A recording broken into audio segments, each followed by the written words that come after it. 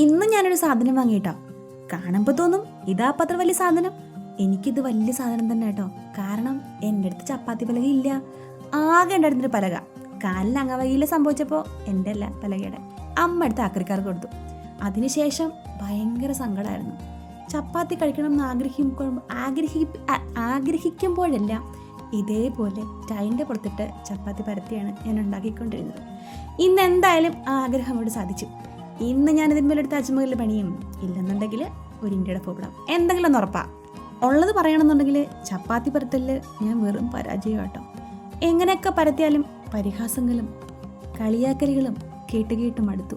എനിക്കും ആഗ്രഹമുണ്ട് അമ്പളിമാവനെ പോലെയോ സൂര്യനെ പോലെയോ ഒരു ചപ്പാത്തി ഉണ്ടാക്കണമെന്ന്. എന്തെങ്കിലും അത് സാധിക്കുമായിരിക്കും.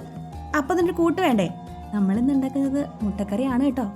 അതിനായിട്ട് സവാള, തക്കാളി, പച്ചമുളക് എല്ലാം കൂടി അരിഞ്ഞു വെക്കുക. ഇച്ചിരി മുളക് പൊടി, ഇച്ചിരി മല്ലിപ്പൊടി, ഇച്ചിരി മഞ്ഞൾപ്പൊടി, ഇച്ചിരി ഗരം മസാലപ്പൊടി, ഇച്ചിരി ഉപ്പ് എല്ലാം കൂടി ഇട്ട് കളിയാക്കിയവരെ എല്ലാവരെയും മനസ്സിൽ വിചാരിച്ച് നന്നായിട്ട് തിരുമ്മി എവിടെയെങ്കിലും കൊണ്ട് അടച്ചു വെക്കുക.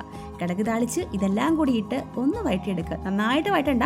എന്നിട്ട് സവാളയുടെ നറുക്കൊരു കുഴി ഉണ്ടാക്കി കുറച്ച് വെള്ളം ഒഴിച്ചങ്ങോട്ട് വേകാനായിട്ട് വെക്കുക. അതിനുശേഷം പുഴുങ്ങി വരഞ്ഞ് മാറ്റി വെച്ചിരിക്കുന്ന മുട്ട ഓരോന്നായിട്ട് പറക്കി അങ്ങോട്ട് ഇടുക. എല്ലാം കൂടെ വാരിയെടുക്കുമ്പോൾ തറയിൽ പോകത്തിരുന്ന് ഉറപ്പുണ്ടെന്നുണ്ടെങ്കിൽ മുട്ട എല്ലാം കൂടെ ഒരുമിച്ച് വരി അങ്ങോട്ട് അങ്ങിടുക. ഇടുന്ന സമയത്ത് മുഖം അങ്ങോട്ട് മാറ്റി പിടിക്കുക. അപ്പോൾ നമ്മുടെ മുട്ടക്കറിയൊക്കെ റെഡി ആയിട്ടുണ്ട്. ഒരു വലിയ 2 10 ചപ്പാത്തി. കാര്യങ്ങളെല്ലാം കഴിഞ്ഞു. ഇനി എനിക്ക് സംസാരിക്കാനുള്ള ത്രാണിയൊന്നുമില്ല. നല്ല വിശപ്പുണ്ട് കേട്ടോ. അതുകൊണ്ട് ഞാൻ എൻ്റെ പാത്രം എൻ്റെ അടുത്തോട് നീക്കി വെച്ച് കുനിഞ്ഞിരുന്ന് അതെല്ലാം ഇടയ്ക്ക് നോന്ന് കേട്ടോ വാരി കഴിച്ചു. ഇടയ്ക്ക് ഇച്ചിരി കട്ടൻ ചായയും കുടിച്ചു. എന്നിട്ട് പാത്രങ്ങളെല്ലാം കഴുകി വെച്ചു. എൻ്റെ അടുക്കള എൻ്റേതായ രീതിയിൽ എനിക്കാവും പോലെ വൃത്തിയാക്കി വെച്ചു കേട്ടോ. ഇന്നിനി വിശേഷങ്ങളൊന്നുമില്ല, എല്ലാം നാളെ ഉള്ളൂ. അപ്പോൾ ഇതൊക്കെ ഇഷ്ടമായെന്നുണ്ടെങ്കിൽ ലൈക്ക് ചെയ്യാൻ മറക്കരുത് കേട്ടോ.